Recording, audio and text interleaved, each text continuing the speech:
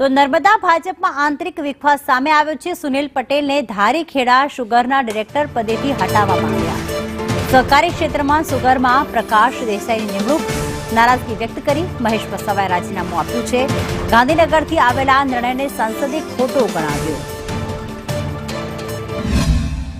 મહેશભાઈ વસાવાએ રાજીનામું આપ્યું છે। રાજીનામું આપવા પાછળનું એક જ કારણ કે સુનિલભાઈ પટેલને 15-20 દિવસ પહેલા ધારીખેડા સુગર ફેક્ટરીના ડિરેક્ટર પદે રાજ્ય સરકારે નિમણૂક કરી અને થોડાક જ દિવસમાં તેમનું રાજીનામું લઈ અને દૂધધારા ડેરીમાં પ્રકાશ દેસાઈની નિયુક્તિ કરવામાં આવે છે। આ તો ધારીખેડા સુગર ફેક્ટરીમાં સુનિલ પટેલનું રાજીનામું લઈ લેવામાં આવે છે અને પેલો દૂધધારા ડેરીમાં પ્રકાશ દેસાઈને ડિરેક્ટર તરીકે બેસાડવામાં આવે છે। આ જે પ્રક્રિયા થઈ એનાથી દૂધધારા ડેરીથી માંડીને સુગર ફેક્ટરી અને ખેડૂતો અને પશુપાલકોમાં ભારે નારાજગી થઈ અને સહકારી ક્ષેત્રમાં એક પ્રકારની ખૂબ જબરજસ્ત નારાજગી હતી। આ સ્થિતિને ધ્યાનમાં રાખીને મહેશભાઈ વસાવાએ એ દૂધધારા ડેરીના ડાયરેક્ટર હતા એમને રાજીનામું આપી દીધું કે આ પ્રકારનું જે સહકારી ક્ષેત્રમાં ગરબડ નહીં થવી જોઈએ।